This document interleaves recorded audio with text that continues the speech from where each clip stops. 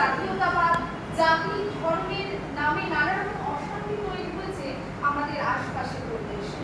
তো সেখানে কবিগুরুর বিশ্ব মানবতা এক অন্যতম বাণী প্রদান করে। কবিগুরু উগ্র জাতীয়তাবাদের বিরোধিতা করেছিলেন। তার মতে বর্তমান সমাজের পরমত অহিষ্ণু সমাজের পরিপ্রেক্ষিতে তার কথা আমাদের মনে পড়ে যায়। তিনি বলেছিলেন, সবার আগে মানুষ সত্য তাহার করে নেয়। তিনি বলেছিলেন, পৃথিবীর মানুষকে কোনো একটি এক এবং অদ্বিতীয় পরিবার, যাকে কখনো কাটা জাল দিয়ে মানব হৃদয়কে আলাদা করা যায় না।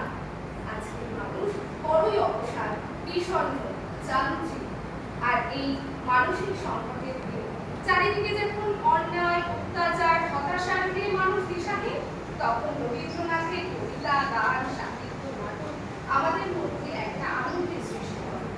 আমাদের জীবনে পরম দুঃখ, চরম আনন্দের মুহূর্তে তার সৃষ্টি আমাদের মানবিক